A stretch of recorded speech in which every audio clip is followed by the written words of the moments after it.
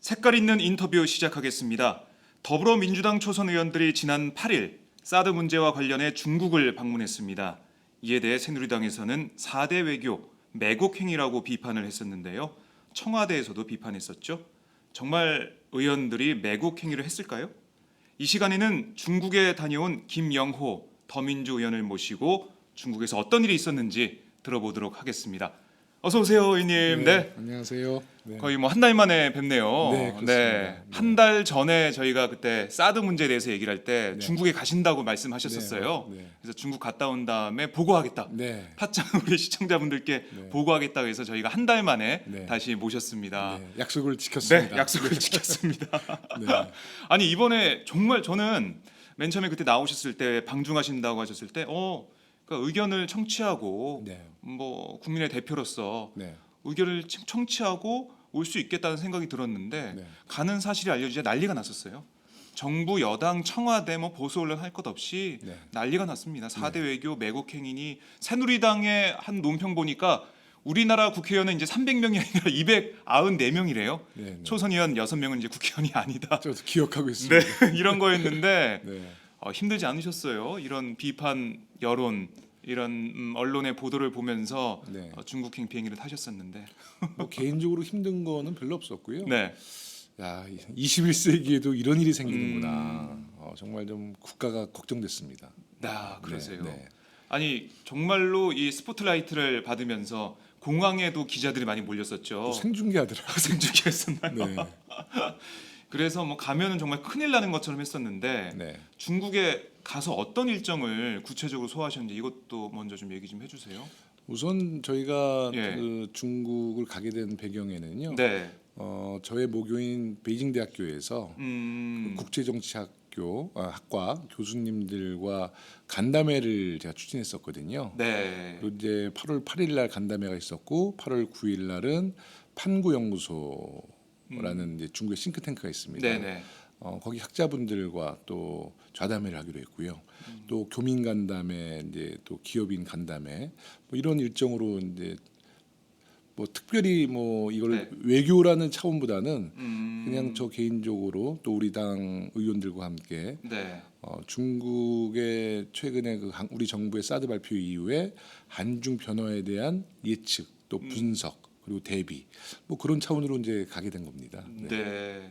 그런데 이제 우리가 가면 사드 배치로 국론을 좀 모아야 된다라고 생각하는 네. 우리 국민들도 계시고 네. 뭐 보수 언론, 뭐 정부 여당, 청와대에서는 이 중국에 가는 것 자체가 이게 우리나라 국익에 손해를 끼치는 거 아니냐 이런 지적을 했었는데요. 뭐 손해 끼치를 좀 하고 오셨습니까? 저는 그 사드 문제 때문에 이제 우리 국회에서 긴급 현안 질문이 있었잖아요. 네. 대정부 질문.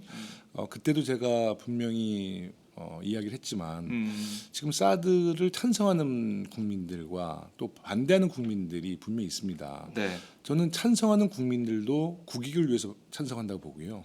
또 반대하는 국민들도 국익을 위해서 반대하고 있다고 보거든요. 네. 저희가 이번에 중국을 간 이유도 중국에서 최근에 사드 배치 이후에 변화하고 있는 그 한중 관계에 대해서 우리 한국 정부의 입장도 좀 제가 대변하고요. 또 우리가 중국인들이 못 느끼고 있는 북핵 문제에 네. 대한 한국인들의 그 어떤 심리 뭐 이런 것도 제가 좀 강력하게 네. 이야기를 좀 하러 간 거거든요. 아하. 어떻게 보면 정부에서 하지 못하는 것을 야당에서 좀 저희가 도우러 간 차원이 있습니다. 근데 저희가 만약에 중국을 가서 뭐 정말 4대 외교를 했든 아니면 국익에 도움이 안 된 어떤 평가를 받았다면 국민으로부터 비판받을 수 있습니다. 근데 저희가 가기도 전부터 네. 이것을 4대 외교라고 규정짓고 뭐 종북 세력 뭐 정말 입국을 금지시켜야 한다. 네. 뭐 이런 발언을 하는 걸 보고요. 음. 어떻게 가기 전부터 이런 발언을 서슴지 않게 하는지 국회의원들의 그 자질에 대해서도 제가 생각을 하게 됐고요. 또 우리 청와대에서도 너무 예민한 반응을 하지 않는가. 정말 청와대 측에서 저희가 걱정이 됐다면은요. 네. 정무수석을 우리 당이 파견해서 굉장히 사전에 조율할 수 있습니다.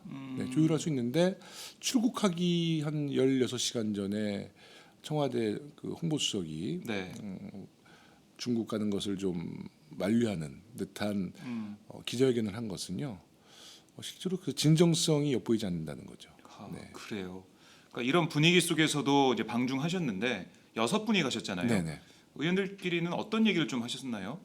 뭐 좀 가지 말자 이런 얘기 나왔을 것 전혀 같은데. 그런 이야기는 안 나왔습니다. 아, 그런가요? 예. 예. 우선은 이제 정부 쪽에서 새누리당 측에서 이제 프레임을 짜기 시작했다는 것을 느꼈죠. 안보라는 프레임 속에 네. 저희를 가둬놓고 국면을 좀 전환시키려는 의도가 엿보인다. 이제 저는 최근에 이제 우병우 수석 문제나 네. 성주 사드 배치 문제로 사실 그 정부가 궁지에 좀 몰렸죠. 궁지에 좀 몰렸죠. 네. 그런 국면 전환용으로 우리를 이용하는 것 같다는 이제 우리 6분 의원들의 공통된 의견이 있었고요. 네. 그래서 저희가 원래대로 그 국익을 위해서 가지만 그래도 좀 발언 하나하나 또 행보 하나하나를 좀 조심하고 또 국익을 더욱 생각하면서 행보를 하자.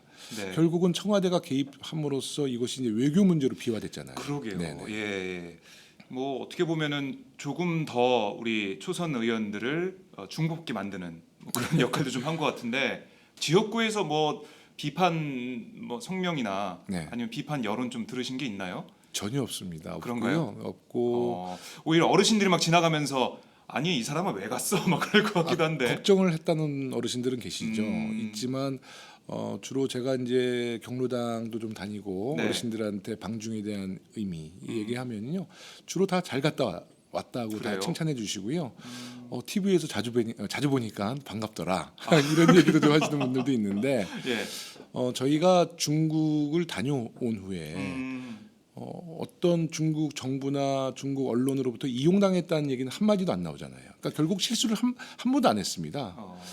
저희가 이제 보수 언론에서는 초선 의원들이라는 것을 계속 네, 인지시키면서 뭐 마치 우리가 중국에서 큰 실수를 하고 중국 정부로부터 이용당할 거라고 음. 예상은 했지만 정말 한 건의 실수의 흔적이 또 없거든요. 네. 네.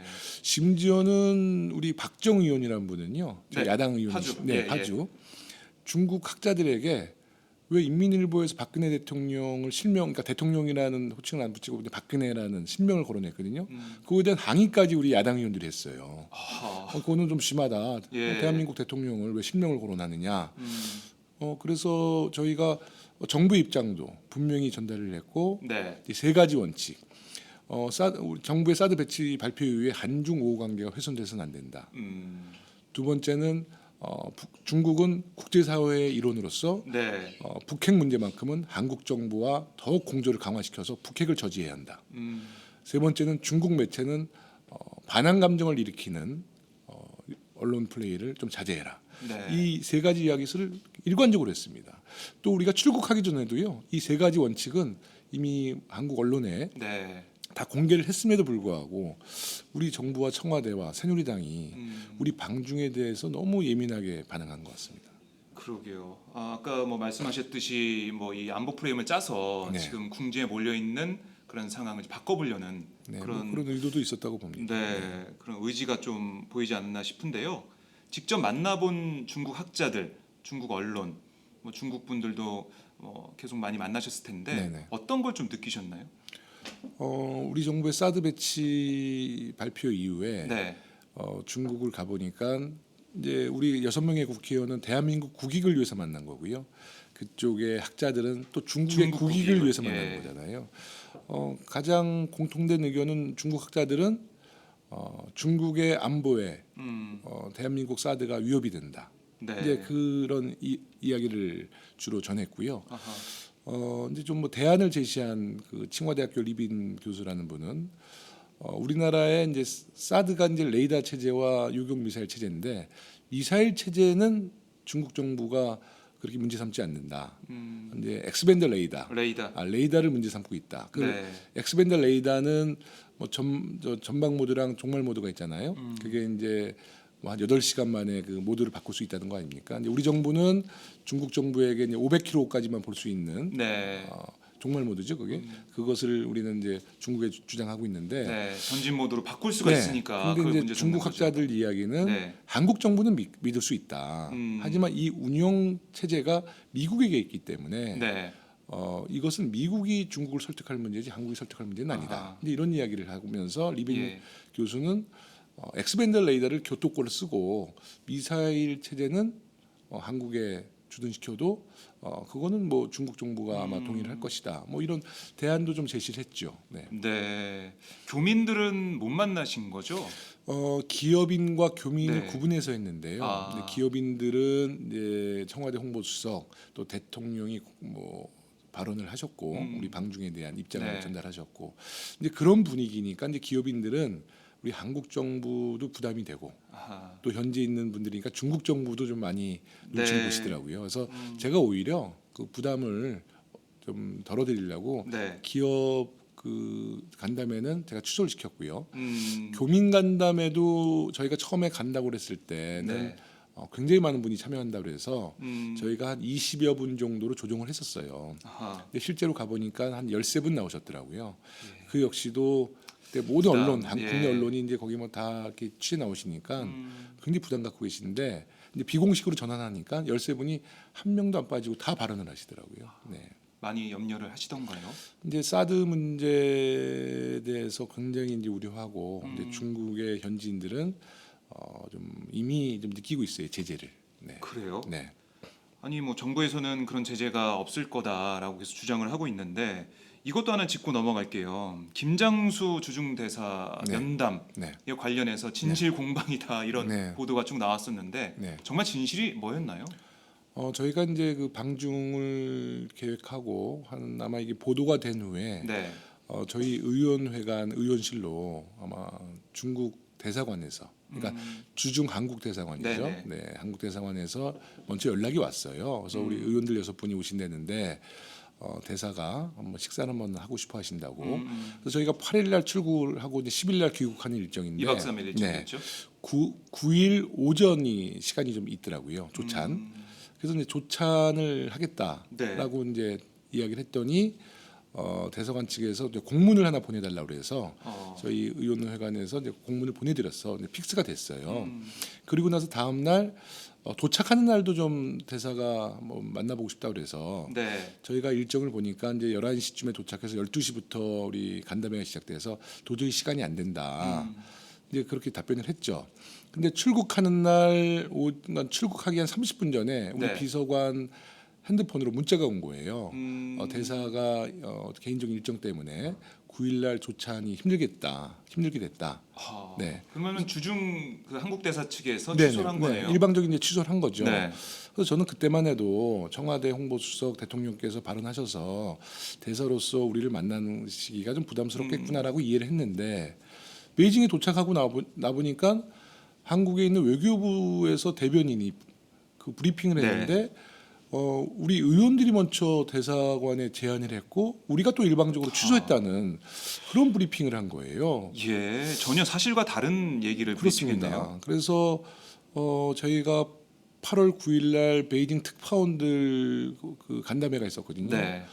아마 그때 특파원들 한 30여 분 정말 뜨거운 열기였거든요. 어휴, 많이 가셨네요. 네, 예. 한 30여 분 나왔는데 이제 이 이야기가 나와서 네.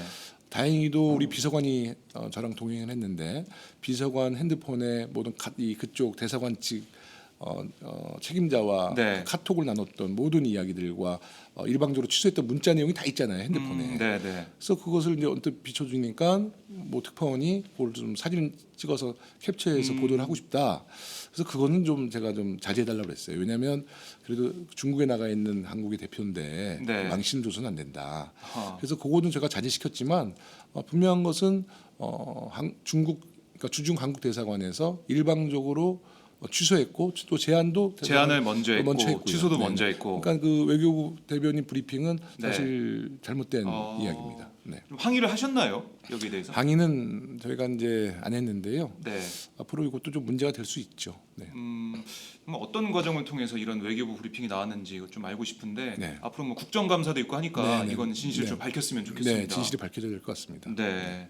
자, 하여튼 말도 많았고 탈도 많았고 대한민국 국회의원이 아니란 소리까지 들어가면서 중국을 다녀오셨는데 네.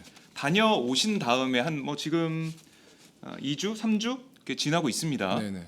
이 방중이 이 사드 정부에 어떤 영향을 좀 끼쳤다고 보세요? 영향 끼친 게 있다고 보십니까? 우선은 이제 예. 저희가 베이징 가기 전에 중국 많은 매체, 특히 뭐 인민일보 기관지인데도 대통령의 실명을 거론하고 우리 네. 정부에 대한 비판의 수위를 굉장히 높였죠. 그랬었죠. 예, 굉장히 높였죠. 예. 하지만 저희가 방중했을 때부터 2박 3일은 단 한 꼭지도 우리 정부에 대한 비판의 그 사설이 없습니다. 네. 그리고 지금 오늘 현재까지도 그 수위는 굉장히 낮아졌습니다. 그러니까 다시 말해서 대한민국에서 좀 소통하려는 그런 모습을 보이니까 아마 중국 정부도 좀 네. 그런 것을 자제하는 것 같다는 생각이 어. 들었고요. 또 저희가 방중했을 때 새누리당 모 의원은 대통령께 중국의 특사를 파견해야 된다 그런 제안도 했고요. 네. 또 정세균 의장께서는 지금 4대 강국의 우리 의원 외교 네. 이미- 정동영 의원을 단장으로 한. 단장으로 해서 네. 이미 그거 다 구성했잖아요. 어. 그러니까 저희가 방중한 이후에 우리 국회나 청와대나 뭐 굉장히 자극이 된 것 같아요.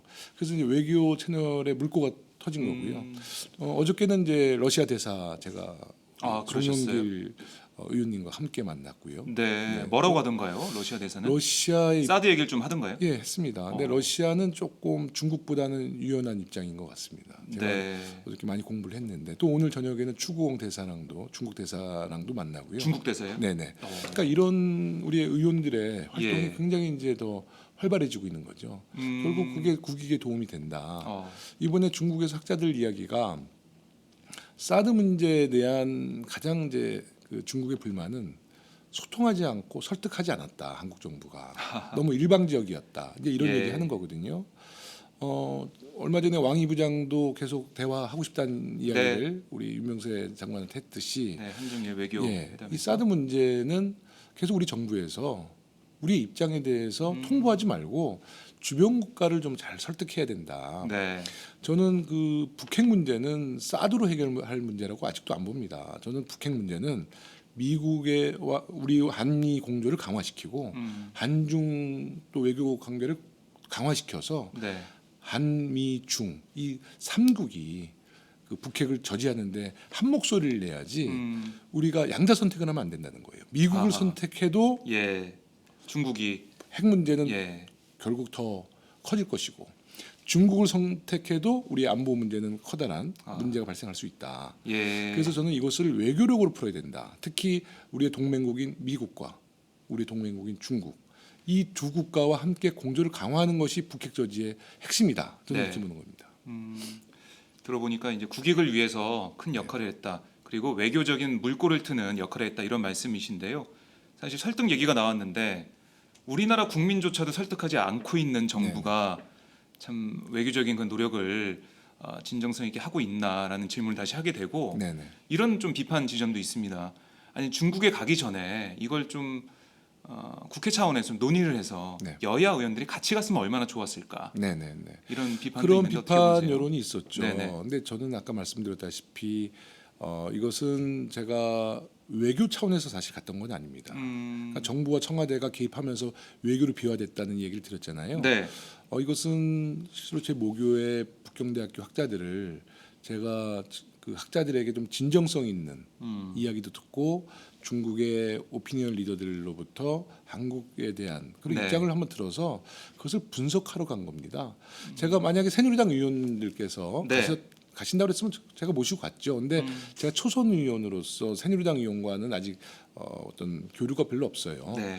근데 앞으로 이제 중국을 의원외교 하러 뭐 많은 의원들이 갈 때 뭐 새누리당, 뭐 더불어민주당, 국민의당, 정의당 뭐 함께 가면 제일 좋죠. 네.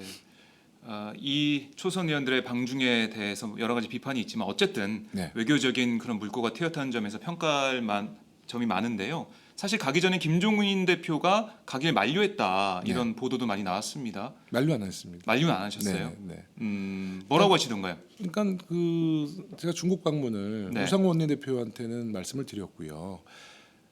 그 세미나도 아니고 좌담회를 당 대표한테 보고하는 일은 아니잖아요. 그래서 이제 저희가 뭐 조심스럽게 네. 이제 준비를 했는데 그게 이제 언론을 김종인 통해서 대표가 알려지고. 휴가 예. 기간에 아, 그것을 언론 보도를 통해서 접한 거예요. 그러니까 그분이 뭐 당 대표로서 또 당의 어르신으로서 이제 화들짝 놀라신 거죠. 너무 이제 언론에서 이것을 굉장히 크게 네. 반응하니까 그래서 아마 좀 몇 분 언론인들에게 좀 걱정된다는 뉘앙스의 이제 말씀을 하셨고 청와대 홍보수석이 발언하고 나서 저한테 이제 처음으로 전화하신 거죠. 출국하기 전날. 아, 그때도 갈 거냐 네, 그렇게 여쭤봐서 대표님 지금 청와대에서 저희를 지금 만류하는 저 기자회견을 했는데 네, 저희가 내일 출국하지 않으면 이것은 김용호가 개인적으로 가고 안 가고 문제가 아니라 외교적으로 큰 파장이 일어날 수 있습니다. 청와대 압력에 의해서 네, 안 청와대 갔다. 압력으로 인해서 중국과의 어떤 물꼬를 틀어가는 야당 국회의원을 청와대가 가로막았다. 이렇게 되면 뭐 중국 매체나 중국 외교부에서도 성명을 낼 수 있는 상황이거든요. 또 네. 많은 외신에서도 이것을 다룰 수가 있기 때문에 그때 제가 이제 느낀 것은 정말 우리 정부와 대통령을 위해서라도 제가 꼭 가야겠구나. 가서 저희가 아주 신중하면서 당당한 외교를 하고 돌아와야겠다. 네. 그때부터 제가 이제 이것을 외교 차원으로 받아들인 거예요. 네. 김종인 대표는 어쨌든 가지 말라고는 안 한 상황이고 네. 외교적인 문제를 일으킬 소지가 다분했기 때문에 안 갈 수 없었다. 네, 그런 좀 뭐 그렇게 말씀이신데 답변을 했고 이제 돌아와서 김종인 네. 대표 이제 말씀드렸죠. 잘 다녀왔습니다. 그랬더니 뭐라고 하시던가요? 굉장히 환한 미소로 그래요. 네 저희를 응대해주셨죠. 네. 사실 갔다 와서 저는 방중에 대해서 밀착 취재를 한 뭐 어떤 보도 내용 네. 그리고 잘못한 뭐 실수 뭐 이런 게 좀 보도가 되지 않을까, 좀 표적 보도나 이런 게 좀 있지 않을까 싶었는데 그런 게 전혀 없었다는 걸 보면 제가 이제 2박 별일이 없었네요. 2박 3일이란 예. 짧은 기간에 국면이 하루하루가 이렇게 바뀌는 것을 보고 그냥 놀란 것이요.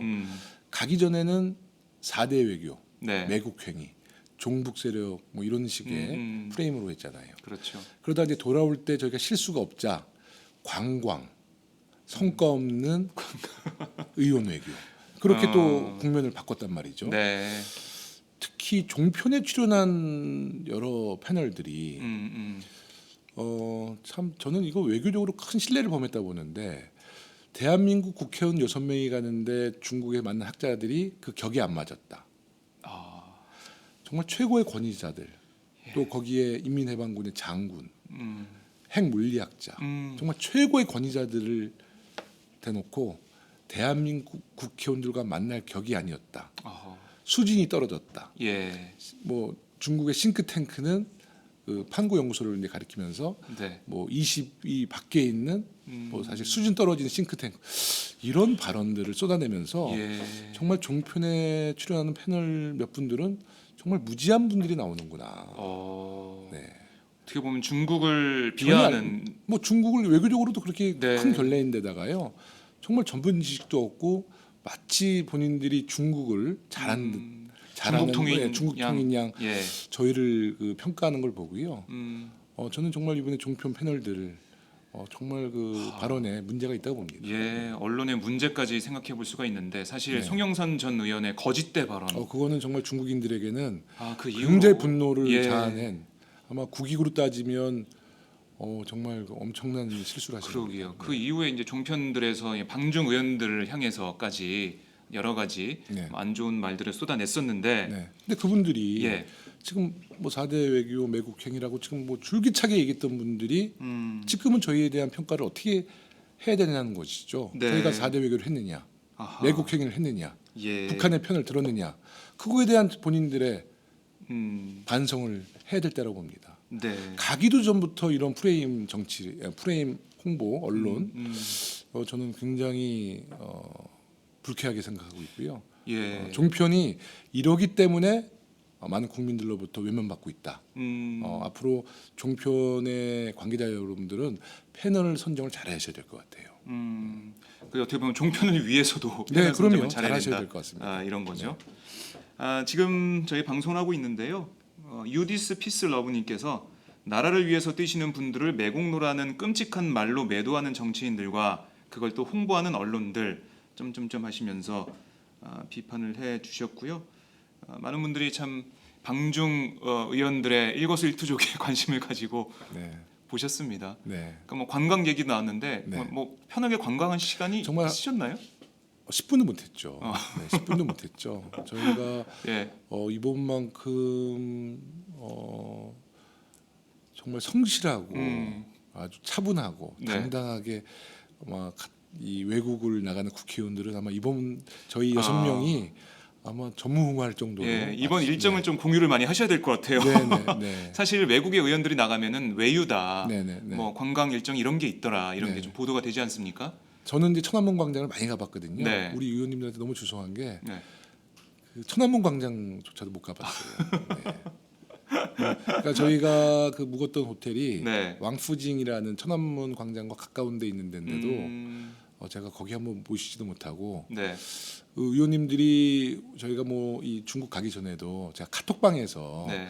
이런 우리 그 좌담회가 있는데 가실 분이라고 카톡방에서 모집을 한 거거든요. 아, 그래서 이분들은 그냥 뭐 아주 가벼운 마음으로 신청을 네. 하셨는데 너무 무거운 마음으로 중국을 갔다 오게 되셨죠. 네. 근데 그만큼 저희가 이제 6분들이 2박 3일 짧은 일정이었지만 정말 의기투합해서 너무나 고맙습니다. 그 손혜원 의원님의 그 전략, 네. 소병훈 의원님의 그 듬직한 행보, 우리 신동군 의원님의 네. 예리한 분석, 박정우 의원님의 박정우. 중국 전문, 네.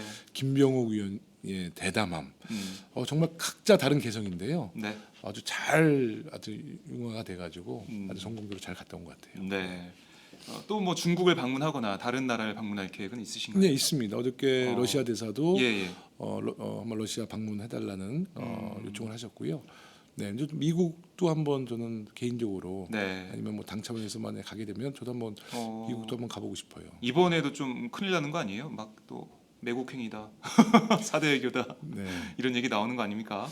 뭐 그런 이야기를 진실이 아니라면 뭐 두려워하지는 않습니다. 네, 알겠습니다. 네. 자, 그런 가운데에서도 우리나라 정부는 중국 보복 가능성이 없다라는 얘기를 계속 하고 있습니다. 윤명세 외교장관은 최근 언론 인터뷰에서 한반도 사드 배치 결정으로 인한 중국 측의 보복 조치 관한 질문에 중국 정부가 보복이란 말을 쓴 적 없다. 그런 보복은 공식적 단계도 아니라고 본다. 다만 실제로 문화교류, 인적교류, 경제교류 이런 부분에 대해 굉장히 예의주시하고 있다. 이런 얘기를 하고 있는데 이런 정부 인식 맞다고 보시나요? 어떻게 보시나요? 좀 윤명세 장관의 이제 네. 걱정도 제가 알겠어요. 이것을 자꾸 공론화시키면 외교적으로 좀 더 복잡해질 수 있으니까는요. 근데 네. 조금 이제 국민들에게는 솔직했으면 좋겠습니다. 중국 정부가 보복이란 아직 단어를 쓴 적은 없죠. 하지만 네. 이미 제재는 시작됐거든요. 그러면 이제 윤명세 장관께서도 이제 이 제재가 어떤 중국 지도부의 발언에 대한 물증은 없습니다. 네. 하지만 이미 제재는 여러 군데서 시작이 물밑에서 됐고 시작이 됐다. 그래서 이제 그런 제재 움직임은 감지되고 있다. 하지만 네. 우리 외교부와 정부가 중국 정부와 계속 지속적인 소통을 통해서 우리 중국에 있는 교민 또 대한민국의 경제에 파장이 없을 정도로 우리가 외교를 잘 하겠다라는 네. 조금 더 솔직한 자세로 임했으면 좋겠어요. 이미 국민들은 다 느끼고 있거든요. 네. 10월 1일이 중국의 건국절입니다. 네. 그런가요? 그게 네. 중국의 가장 큰 국경일인데 네. 건국절에 이제 우리 한국의 중국 관광객들 요커들이 제일 많이 올 때거든요. 네. 주로 이제 그 여행업이란 건 사전 예약이잖아요. 그렇죠. 그래서 지금쯤이면 건국절 요커가 이미 예약이 거의 다 찼을 때거든요. 아마 여행 관계자들에게 여쭤보면 지금 네. 반도 안 들어왔습니다. 지금 면세점은 파리가 날아가고 있습니다. 예. 네. 우리가 중국의 관광객을 통해서 많은 좀 외화도 우리가 많이 네. 확보하고 있는데 지금 중국 이 사드 배치 이후에 우리의 이제 경제 제재는 주로 이제 문화예술 쪽, 한류 쪽이죠. 그렇죠. 그리고 이제 화장품, 그리고 관광업. 네. 이쪽이 가장 두드러지게 지금 나타나고 있고요. 아마 11월, 12월 달에 이번 9월, 10월 달 관광객 통계를 보면 네. 그것은 이제 분명히 나타날 수 있습니다. 그거에 대해서 정부가 어떻게 이야기할 것이냐. 네. 이것이 사드 배치 이후에 변화했느냐 아니면 뭐 우리나라 어떤 환경이 변화했느냐라고 얘기할 수 있지만 저는 분명한 것은 사드의 영향이 있다는 거죠. 분명히 있습니다. 근데 네. 우리 정부 너무 잘하는데 그것을 이제 공론화시키면 외교적으로 조금 또 어려운 점도 있을 수 있어요. 네. 이런 아마 우려 때문에 윤명세 장관이 조금 그런 이야기를 공식화 안 하는 것 네. 같아요. 네. 그렇다고 해도 대비를 철저히 해야 될 텐데. 해야죠. 예. 네. 작년에 메르스 때 네. 제가 동대문 쪽에 취재 간 적이 있는데 네. 상인들이 정말 하소연하더라고요. 중국 관광객들이 안 오니까 이게 장사가 안 된다 이런 얘기를 했는데 네. 이번에는 사드네요. 여행사 대표를 얼마 전에 만났는데 네. 그 여행사 대표가 저한테 했던 얘기입니다. 아, 사스보다 더 무서운 게 사드다.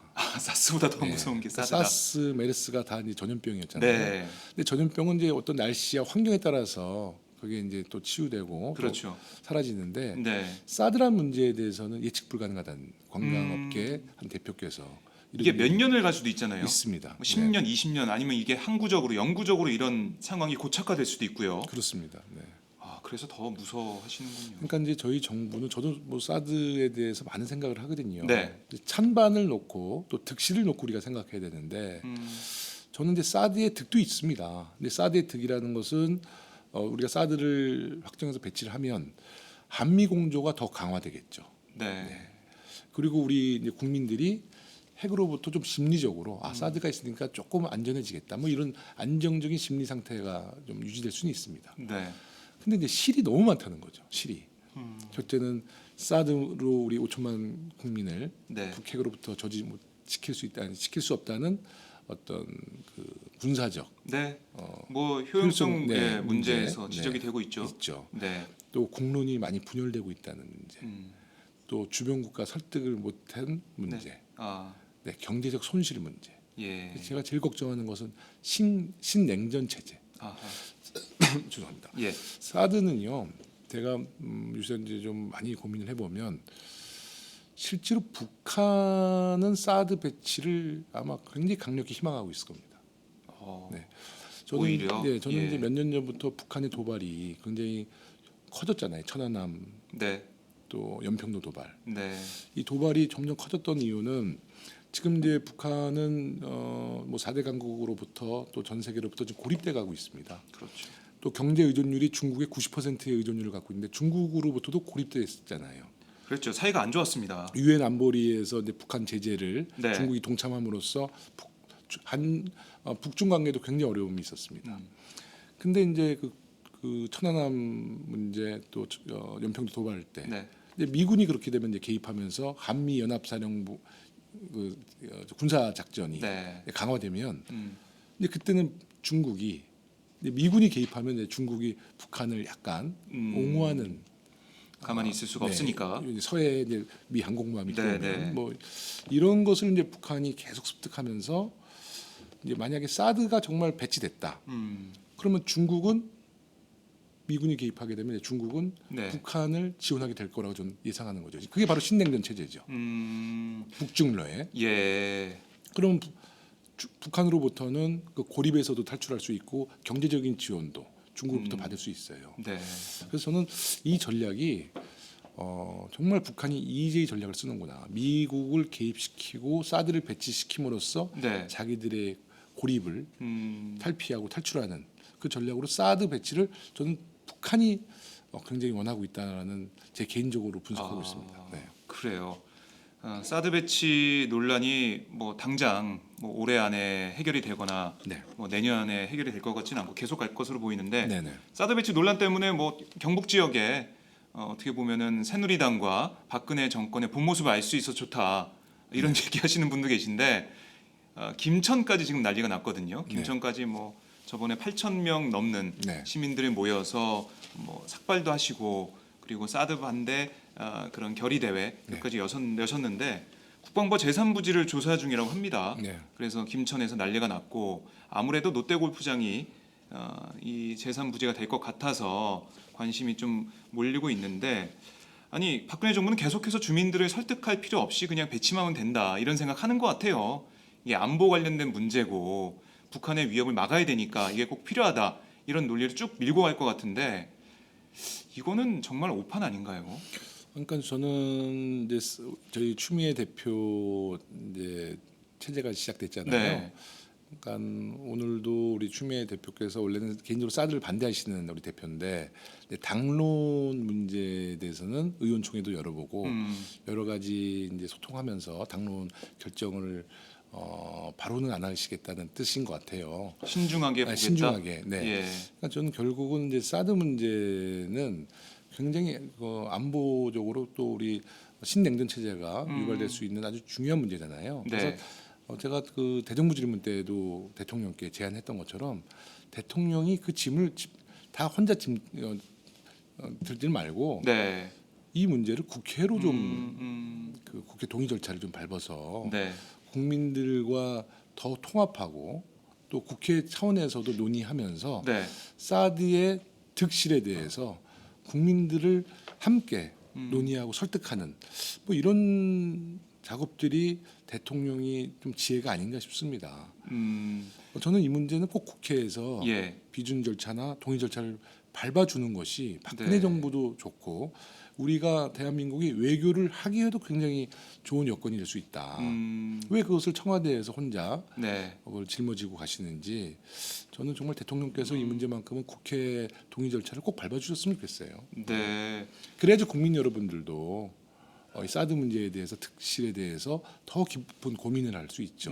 이 고민이 하루 이틀로 되는 문제가 아니거든요. 네. 그러니까 뭐 박근혜 대통령은 이게 안보 문제고 국민들의 생명이 걸린 문제이기 때문에 우리 정부에서 결정할 걸 좀 따라줘라 이런 주장인 것 같아요. 근데 뭐 일본도 비슷한 거였잖아요. 네. 근데 일본은 사드가 미사일 요격 시스템은 없고 엑스펜더 레이더 하나만 지금 들어왔는데도 15번의 공청회를 했다는 거 아닙니까? 네. 그러고도 지금 미사일 요격 시스템은 갖추지 못했어요. 일본은요. 네. 그러니까 일본도 같은 자본주의 국가고요. 어떤 의회 중심에 특히 그 나라 내각제인데도 네. 그렇게 이제 정부가 신중하게 사드 문제는 국민들과 또 시민들과 논의해야 하는 과정이 있었잖아요. 우리가 너무 성급하게 사드 문제를 결정질서는 안 된다. 저는 그렇게 네. 생각합니다. 그러면은 추미애 대표 체제에서도 당론이 바로 결정되기에는 좀 힘들지 않나 그렇게. 아니요, 문제 예. 저는 개인적으로는 음. 선 국회 동의 절차 네. 후 당론이라고 봅니다. 음. 저 개인적인 입장이고요. 네네. 근데 대표께서는 개인적으로는 사드 반대를 분명히 표명하셨는데 아마 이제 의원들 또 아마 국내 많은 여론을 아마 좀 수렴해 보시겠다는 좀 진지한 자세 같으세요. 근데 그게 네. 이제 언제 결정될지 당론이 언제 결정될지는 뭐 저는 잘 모르겠습니다. 네.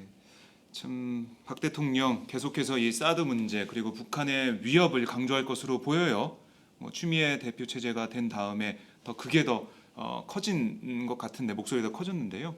뭐 북한의 SLBM 위협도 사실상 정말 현실적으로 다가왔고 그러니까요. 그런 면도 있고 한데 뭐 어제 수석 비서관 회의에서 이렇게 얘기했습니다. 북한이 어떤 형태로 도발을 하든 그 시도 자체가 북한 정권의 자멸로 이뤄질 수 있도록 확고한 응징 태세를 유지해주기 바란다라고 얘기했는데 내년 대선까지 이런 강경한 대북 정책 이런 게 좀 이어질 것 같습니다. 네. 제가 볼 때는 내년 대선을 앞두고 보수 세력의 결집을 유도하고 그리고 야당한테는 뭐 안보 무능 세력 이런 프레임을 좀 더 씌울 것 같은데 여기에 대해서는 전략적으로 추미애 대표 체제가 대처해야 된다 이런 생각을 하게 됩니다. 어떻게 보십니까?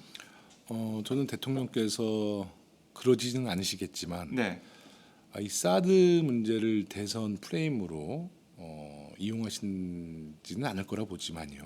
만약 이용하신다면 정말 국익을 생각하는 대통령은 아니신 거죠. 네, 대통령께서는 모든 사항을 국익을 놓고 보셔야 된다고 봐요.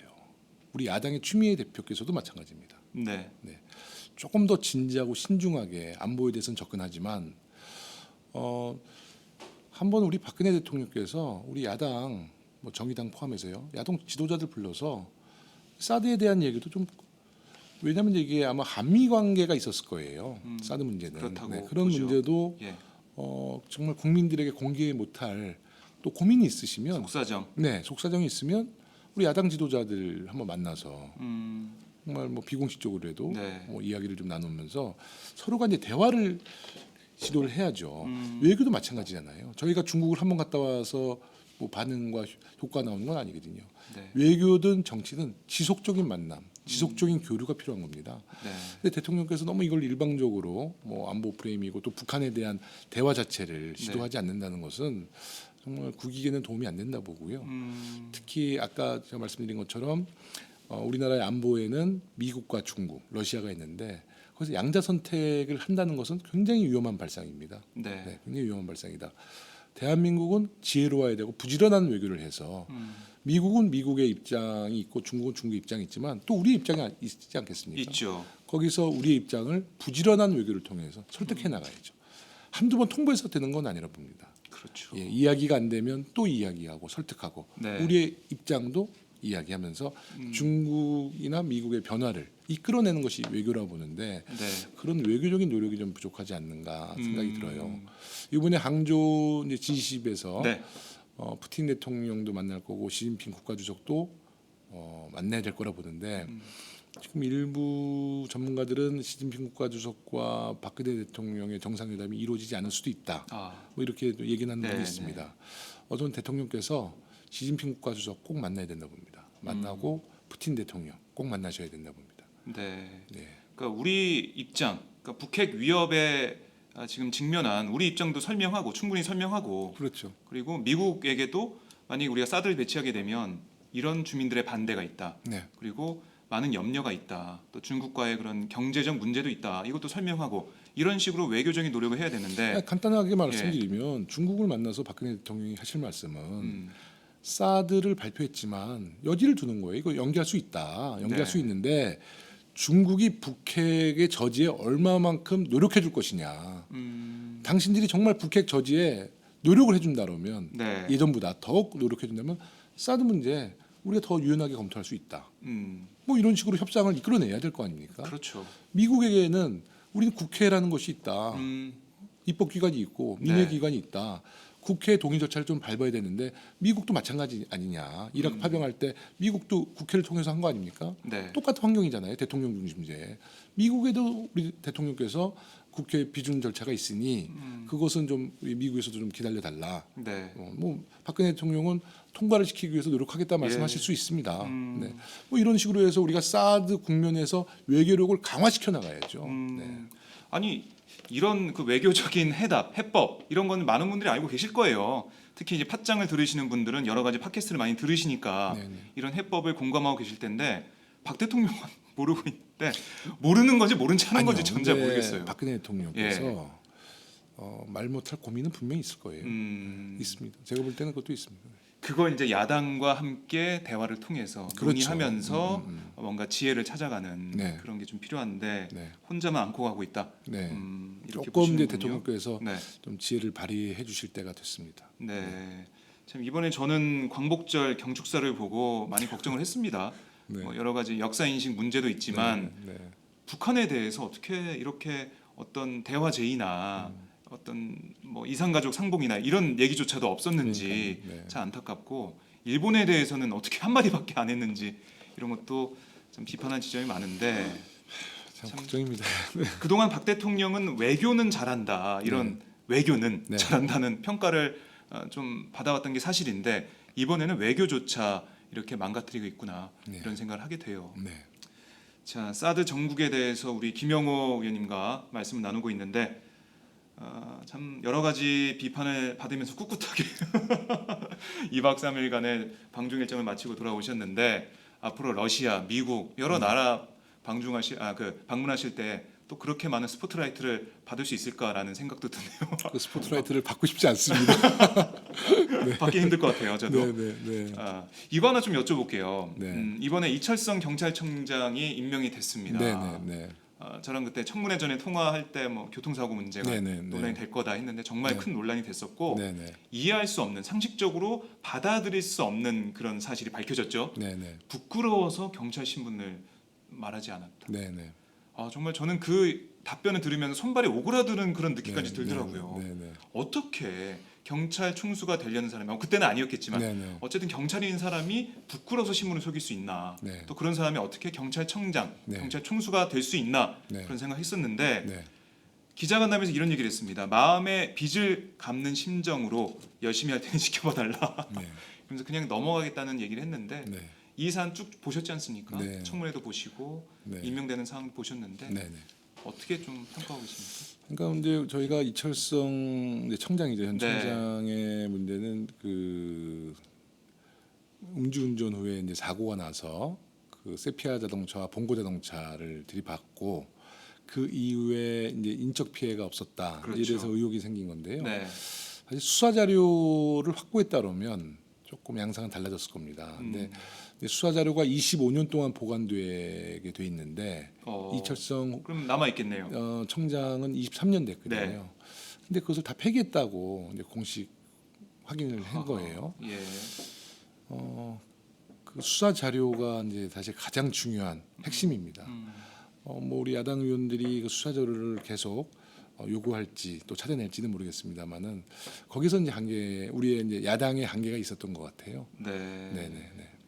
그래도 참 국민들 볼 때는 도덕적으로나 자질적인 면으로나 네네. 경찰청장이 될 수 없는 인물이다 그렇습니다. 이렇게 판단을 받았는데 이철성 경찰청장이 마음의 빚을 갚는 그런 열심히 행정을 펼칠까요? 어떻게 보세요? 저희는 이제 12월인가요 민중총 걸기 대회 작년에 아니 있었- 이제 올해 이제 아. 또 아마 12월 달 네. 아마 또 있는 걸로 알고 있는데 예정이 돼 있나요? 예정이 제가 아마 돼 그건 있는 체크를 거로 못했었는데. 네. 예. 그때 저는 한번 주의 있게 보려고 합니다. 음, 이철성 후보에게도 직접 한번 얘기를 했는데 네. 이게 저희가 시위 문화가 이제 많이 바뀌었어요. 70년도의 문화가 이제 70년도는 이제 군사 독재 시절이니까 네. 우리가 뭐 사실 굉장히 강한 시위 문화였지만 요즘은 뭐 가족과 시민과 함께하는 콘서트의 시위, 뭐 집회 이런 거 열잖아요. 네. 문화재처럼 됐죠. 네. 예. 근데 이제 그것을 공권력들은 아직도 70년도의 진압 스타일이거든요. 모든 것이 이제 반정부 집회, 네. 폭력 집회로 규정돼 있는데 저는 이철성 청장의 이제 철학이 행정 철학이 우리 이제 집회에서 진압을 어떻게 하느냐 드러날 그것에 것이다. 대해서 저는 한번 주의 있게 볼 것이고요. 네.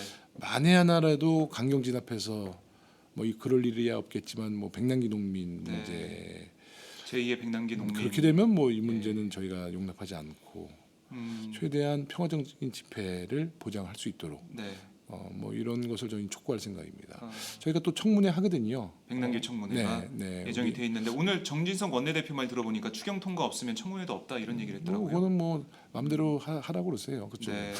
청문회는 네. 어떻게든 열어서, 네, 열어서 진실을 밝히실 진실을 밝혀야죠. 강신명 청장도 나옵니까? 예, 뭐 나온다고는 지금 우리가 지금 신청을 해놨습니다. 네. 뭐 강 청장은 뭐 정치할 생각을 밝히기도 했었는데 그럼 국회 좀 나오셔야죠. 정치할 생각 있으시면. 네. 끝까지 사과 안 했어요. 끝까지. 네, 네. 백남기 농민 가족들이 울면서 네. 정말 사과해라 이렇게 요구를 제가 했는데 이번에 그 이철성 그 후보 청문회 때 네. 제가 그 이야기 합니다. 백남기 어르신한테 가서 위로 방문 갈 것이냐. 나중에 검토하겠다는 얘기는 하셨어요. 검토하겠다. 네. 네. 참 강신명 경찰청장은 그냥 떠나버리고 네. 이철성 경찰청장은 검토하겠다 이런 수준에 머물고 있는데 이번 야당이 백남기 청문회 때 정말 뭐 진상규명과 진상규명을 확실히 해야죠. 네. 그리고 책임자들의 정말 책임지는 말이 꼭 있어야 될 것 같습니다. 지금 책임자들이 승진했다는 거잖아요. 그러니까요. 그래서 그분들도 다 증인 채택했어요. 네. 해서 정말 국민들이 갖고 있는 의혹, 네. 또 백남기 어르신에 대한 진상 규명, 아, 책임자 처벌. 음, 저희가 안행이가 그래도 에이스들이 많습니다. 네.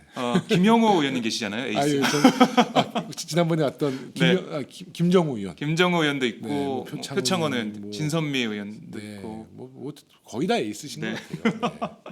자, 에이스들이 모인 만큼 청문회에서 진전된 내용을 좀 기대를 해보고요. 네. 저도 민중 총궐기 때 물대포를 맞아가지고 어. 쓰러졌었거든요.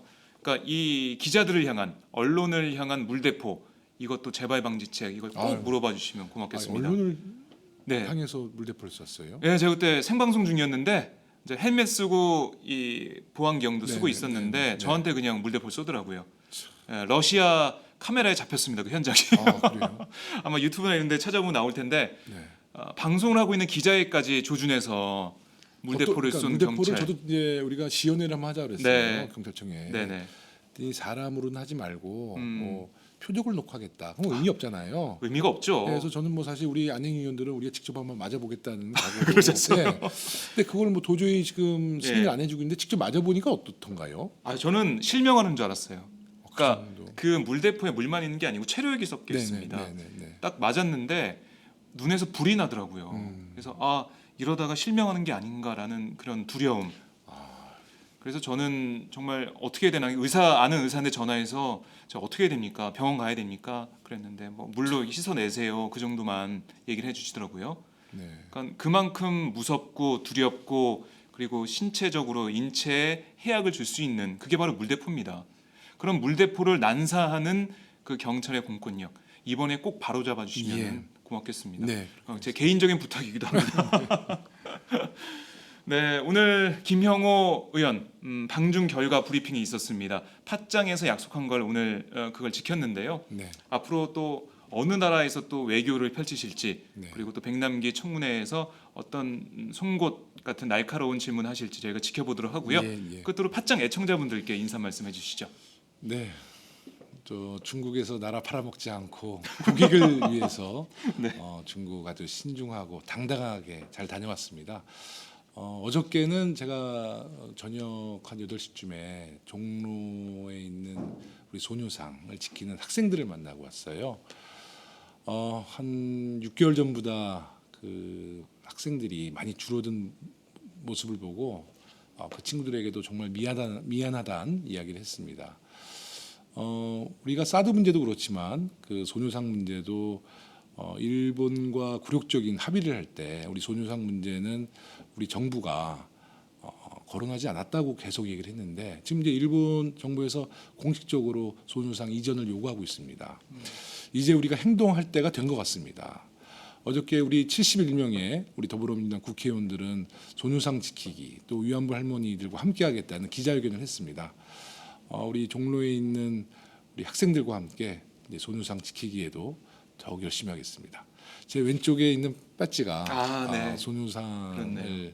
지키자는 제 꽃주문닷컴 광고 때문에 잘 안 보이는데 배지가 예 있습니다. 보입니다. 네, 예. 있는데 정말 그 배지를 가슴에 달고 우리가 굴욕적인 한일 합의 12월 28일 날 했던 합의 그것도 무효화시키고 또 소녀상도 지키면서 우리 할머니들의 자존심과 여성의 인권 함께 지켜나가도록 하겠습니다.